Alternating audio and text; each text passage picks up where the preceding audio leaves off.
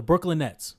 Now, this is a team for multiple years that's been in the New York Knicks shadow. Sharing New York with the New York Knicks may be tough. It doesn't matter how many winning seasons the New York Knicks have, the Brooklyn Nets are still going to be the little brother. And I'm here to tell everyone that all of that is about to change. Because me, John Drummond, has just been hired to be the general manager for this Brooklyn Nets team. And I want to take a look at the roster. Today in this episode of At the Buzzer Sports, we're going to be starting our first episode of the MyGM series for the Brooklyn Nets. After this, I'm going to try and make an intro, do the best I can to put a good song on it, all those things. We're going to work on it. But in this episode, we're going to look at some of the plans for these players. We're going to take a look at some of the draft possibilities, some offseason possibilities, where some of these guys could go, because there's still a lot of very valuable pieces on this team. And the reason I picked the Brooklyn Nets in this series is because this is a blank slate team. I get to build this team from the ground up exactly how I want it. And I think that's great. I think that's probably the most fun way to rebuild a team.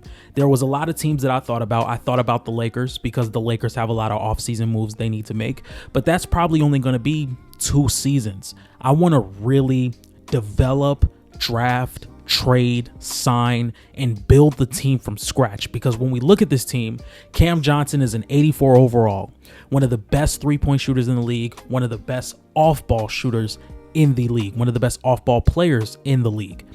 So when we look at him, he's 29 years old. He's making about $22 million per year. There's a lot of teams that could use Cam Johnson, and I think this is probably going to be one of my biggest draft day trade pieces. And I want to show you guys what I'm talking about. This is something I explored in my Philadelphia 76ers draft preview. I don't know if I posted it by the time this video is out. I probably didn't, because I'm very excited to start this MyGM series.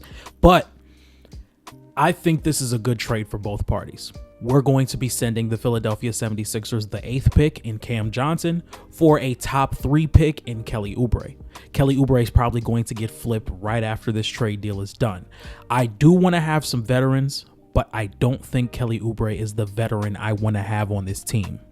Last year, we won a little bit more games than expected, and we have 4 first-round picks this draft season, and I think getting a 3rd pick and then the 19th pick, 26 and 27, we can really build out the roster. Now, this isn't the only trade that I'm looking for, though. This is also another pick that I would really try to get. The 10th pick in the draft and 2 second-round picks for Cam Johnson straight up. And the Houston Rockets could use some shooting. I think this is something that could put the Rockets over the top with some 3-point shooting, some closeout attacking, some off-ball movement that can play really well next to Sengun and Amen Thompson. I think this would be a really, really good move for Houston. Either way, Cam Johnson will be dealt at the draft. I don't know which draft pick or draft selection I'm going to be taking. I don't know which one I'm going to be trading for, but Cam Johnson will be gone. He will be gone. I think there is a lot of talent that I can go get for Cam Johnson. I think there's a lot of trades that could be made for Cam Johnson. As for Cam Thomas, I don't know what to do with him. I don't think there's a market for Cam Thomas, but I don't see him on our team long term. He's a fantastic player. I just don't believe in the tough shot making small guard who does not play defense or play make. I don't believe in it. I don't believe in it. I don't want it on my team. You know, it's just, and then he has to be re-signed. I don't know how much that's going to cost. It's going to have to probably be a sign and trade. I don't know where he could go. Like, off the top of my head, I would try to see what Orlando would want to give me. Maybe if we can say, look, I'll take this bad KCP contract if you guys take Cam Thomas. Maybe I'll take Jet Howard off your hands. This is somebody I'm very intrigued with. 6'6", in theory, is a really good shooter, somebody that can play off the ball and progress as a defender. Any other bad contracts in the league, maybe I'll take on as well, just to get Cam Thomas off my team. But I don't necessarily see the best fit for him. I don't see the best fit for him around the league. That's something I'm going to have to brainstorm a little bit more around free agency. Depending on what we do in the draft is what we're going to do with Nicholas Claxton. I'm really considering drafting Kaman Malawach, which we're going to be getting into in a second. But Claxton's 26. I think he's making around $20 to $25 million a year. If we take a look at his contract, he's making, let's see. He's making about $26 million this upcoming season. Next year, he'll be making 23, and then he'll be making 21. I don't know how much I love that. And there's definitely some teams I would be interested in trading him for. Now, the best part about having a team you can build from the ground up, I'm very interested to see what Jonathan Kuminga's market is in the open market. I'm very interested to see how Golden State value and what they would like to get in return. Because right now, the Golden State Warriors starting center has been Draymond Green. And I would definitely like to have Nick Claxton on the Warriors if I was the Warriors GM. And I think this is probably a really good move. You could do a sign and trade with Jonathan Kuminga and Nicholas Claxton. I don't know if we would add any other picks in there just to sweeten the pot just a little bit. But I think Jonathan Kuminga could be a really good player depending on what we draft, who we draft, and where we draft. Because this draft is huge. This is a really big draft because this is going to determine how we build our team. I have a lot of ideas of how I would want to build our team, but right now there's no mainstays in Brooklyn right now. There's no, this guy's not getting traded at all. I think the only guy I'm willing to develop is Noah Clowney. I think he's a really good power forward. I think he's a solid shooter. He has a C mid-range and a C three-pointer, which is something I'm probably going to have developed. I'll probably sign a veteran to mentor him and have him more switchable, just a better three-point shooter, better defender, and more mobile on his feet. He's a really good rim protector. He's very athletic for his size. But as of right now, this season, he averaged about 9 points, shot 33% from three. Just a lot of progression here. If we move up, D'Angelo Russell is probably somebody I'm going to keep on the team. I don't necessarily see us drafting a point guard with our top 10 pick, whichever way we go with it, whether we trade up to 3 or we get 8 and 10. I don't see us drafting a point guard unless VJ Edgecombe falls, which is impossible because I'm controlling all 30 teams. That's another thing I want to get into in this series. I will be controlling all 30 teams for the simple fact I want to make sure this simulation, this universe stays as realistic as possible. Pee Wee the Plug does this on his gaming channel. He controls all 30 teams to keep everything realistic. He controls the trades. Now, that doesn't mean I'm going to be trading D'Angelo Russell for Luka Doncic, but that's going to make sure I keep these teams as realistic as possible so you don't see De'Aaron Fox, Cade Cunningham, and LaMelo Ball all on the Rockets. I just don't want that happening in this simulation. Another guy that I'm really excited to move is DeAnthony Melton. This is a guy that just came off of a season-ending injury earlier in the season for the Golden State Warriors. The Warriors sent him over here for Dennis Schroeder, and we're probably going to move him as well. Probably just for some more draft capital or maybe a contract that nobody likes. As a matter of fact, his deal is expiring, so he's probably just going to walk. Yeah, I'm probably just going to let him walk. As far as Trendon Watford, he's 24 years old. He's 6'8". If we take a look at his three-point shot, he's about a C+ three-pointer, 74. Mid-range isn't the best. Let's take a look at his perimeter defense. I'm not big on Trendon Watford's game as of right now. He's not a good perimeter defender or interior defender. He's below at, and then his positions are power forward, point guard. Yeah, I'm probably going to move him, or he's probably going to walk as well. We're going to have a lot of salary cap, so this team is going to look very different. Some guys that I'm going to keep this season, I'm sure we're probably going to keep this season. D'Angelo Russell, I'm sure is going to be kept. Day'Ron Sharpe is probably going to be kept.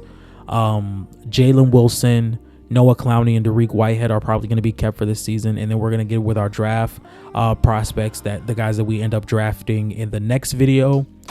And we are going to keep Claxton depending on where we draft.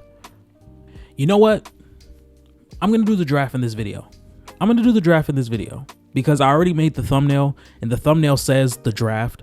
So I think I'm going to draft. I think I'm going to draft in this episode. Yeah, I think I'm going to do it. It's just I'm really struggling to see if we just stick and pick at 8 and probably, because you know how I feel about Malawatch. You know how I feel about Malawatch. Do I trade up to top 3 knowing that Malawatch is probably going to be available at 8? The problem is when I look at the draft lottery, the Wizards are a really scary team to take Malawatch. I don't know if you guys saw my latest mock draft. I had Malawatch going 6 and being paired with Alex R so we can build a really good defense. And I don't necessarily hate drafting VJ Edgecombe if I were to trade up to 3. But then we can trade for the 8th and 10th pick and we can possibly get Malawatch and Jeremiah Fears. And I don't know if I love having 4 first-round picks just because I want to be able to focus on 2 guys. And probably if we keep the 27th pick, I'll probably send him down to the G League and let him progress. Because with my 27th pick, I'm probably going to take a swing on somebody who I think has a lot of potential. It's going to be very interesting to see what happens there. Just taking a look around the league real fast, a couple of trades that will be happening during the draft as well. Kevin Durant is going to be traded. I don't know where he's going at the moment, but he's probably going to go to Houston or to San Antonio. It's very interesting to see where Kevin Durant can go. Or he can go to Philadelphia and Philadelphia trades the 3rd pick. I don't know where Kevin Durant's going to go as of right now. As far as another guy being traded, I think Giannis is possibly getting traded as well. I don't know where, but I think Giannis is possibly going to get traded. I think I'm going to trade Giannis to San Antonio and Kevin Durant to Houston just so Giannis can get out the East. That's probably what I'm going to do. Some other things we should be looking for this offseason. The Lakers are going to be making some roster adjustments, just what I think they would do in real life. I'm not going to be giving them any serious nerfs. I'm just going to improve their roster on the margins because they just traded for Luka Doncic.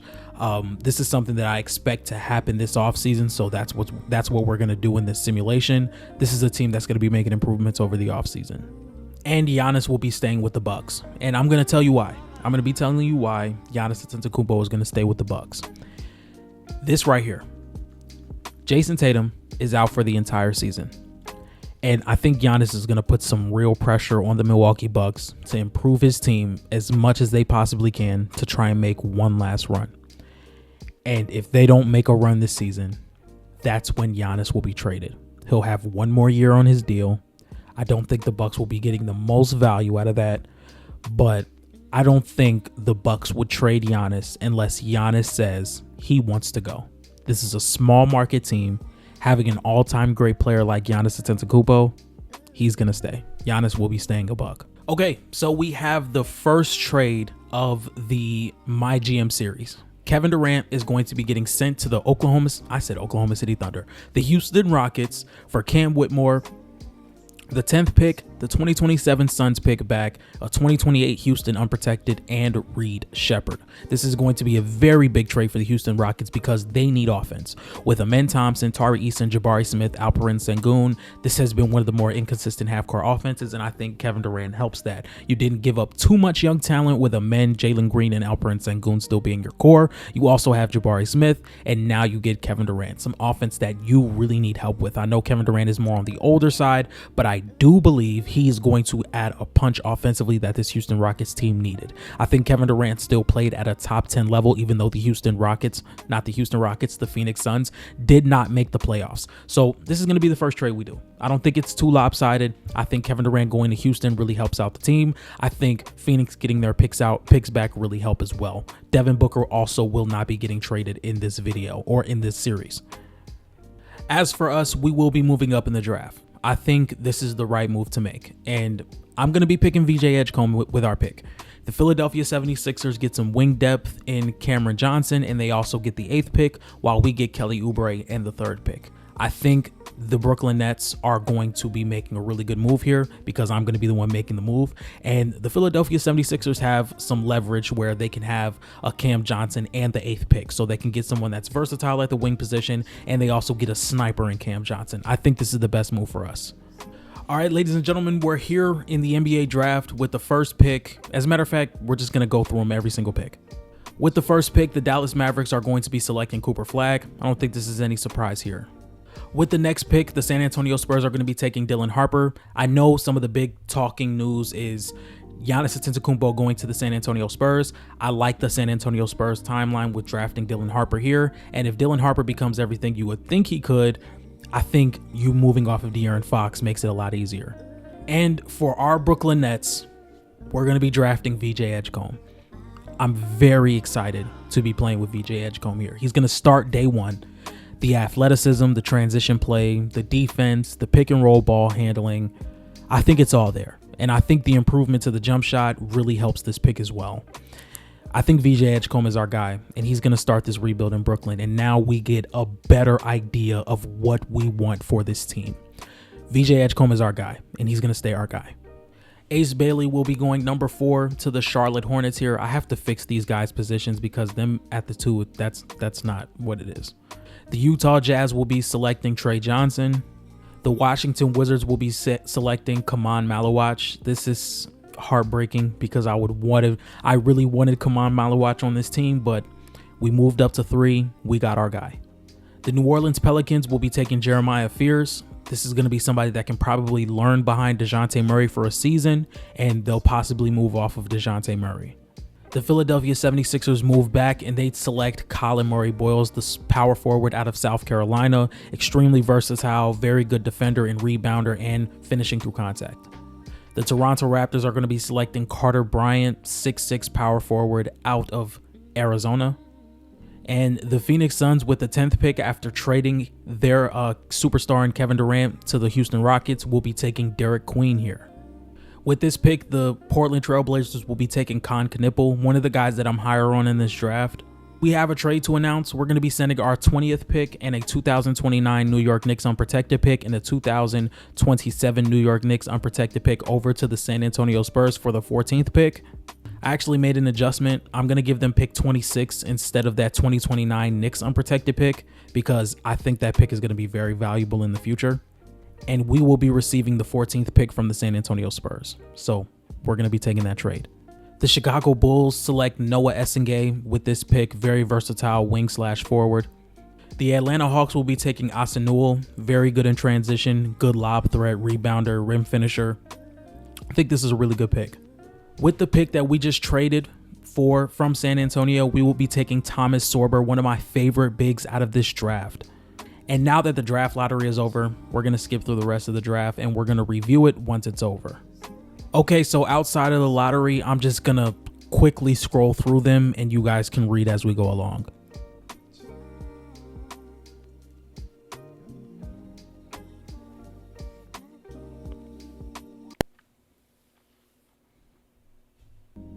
So as for our picks, we have VJ Edgecombe, the guy that is going to be the centerpiece of what we're trying to do here. Thomas Sorber, who's probably going to come off the bench his first season. And this is probably going to lead to us keeping Nick Claxton for probably one more season, just so he can learn, or just so Thomas Sorber can learn under Nicholas Claxton for a season. And then we have Cedric Coward, who really risen up the draft rankings over the past few weeks. And he really has good defensive feel. He's a really good athlete, up and down the floor in transition, and can knock down open shots. So he's probably going to be more of a project other than VJ Edgecombe. Thomas Sorber and Cedric Coward, these are our projects. These are guys that are going to learn slowly. So, ladies and gentlemen, that concedes the very first episode of the Brooklyn Nets MyGM. Let me know what you guys thought of the draft. Let me know what you guys thought of the trades that I made in this video. And if you guys have any idea for free agency, because once again, we're going to be controlling free agency to make sure everything is as realistic as possible, make sure you let me know in the comment section and let me know some thoughts and some questions that you guys have, because I will be answering them to start the very next episode. And with all that being said, I'll see you guys tomorrow. Peace.